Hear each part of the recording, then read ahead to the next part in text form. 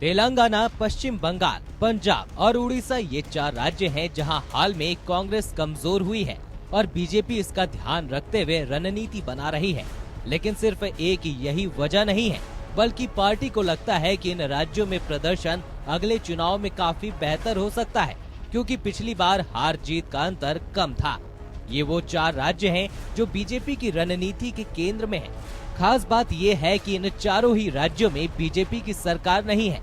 महामंथन के केंद्र में 4 राज्यों के आने के पीछे कई वजह है और उसमें एक है पिछला यानी 2019 का लोकसभा चुनाव। बीजेपी ने 93 सीटों का टारगेट किया है। इसके पीछे बड़ी वजह है 2019 का लोकसभा चुनाव। 93 लोकसभा सीटें 4 राज्यों के बीच हैं। यहाँ अलग अलग दलों की सरकार है, खासकर इनमें क्षेत्रीय, क्षत्रप और प्रमुख चुनावी खिलाड़ी यही हैं।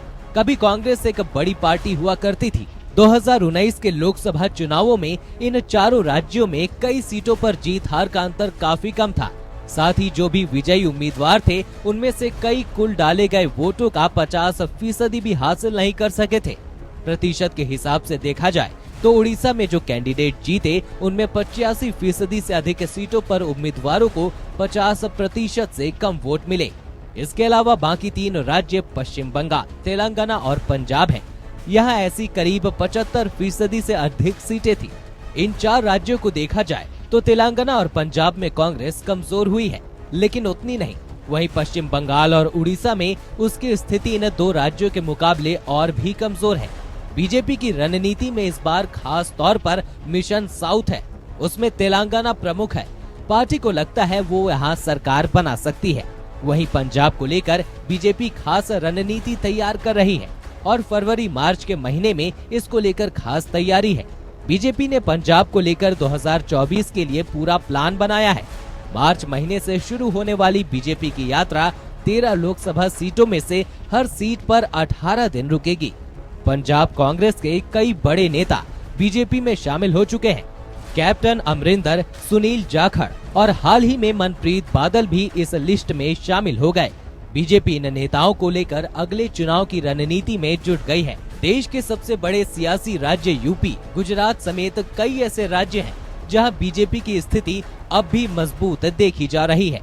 बात की जाए तो यूपी समेत 12 ऐसे राज्य हैं जिनमें लोकसभा की कुल 244 सीटें हैं और बीजेपी ने इनमें से 215 पर जीत हासिल की थी।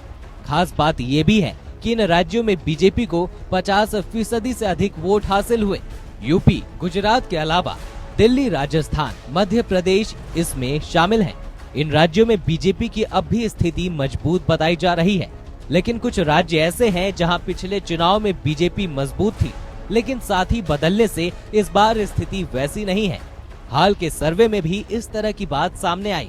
इनमें खासकर बिहार और महाराष्ट्र, इन दोनों राज्यों में पिछले चुनाव में बीजेपी का शानदार प्रदर्शन था, लेकिन इस बार समीकरण थोड़े अलग हैं। बीजेपी 2024 लोकसभा चुनाव के लिए अलग अलग राज्यों के हिसाब से रणनीति तैयार कर रही है।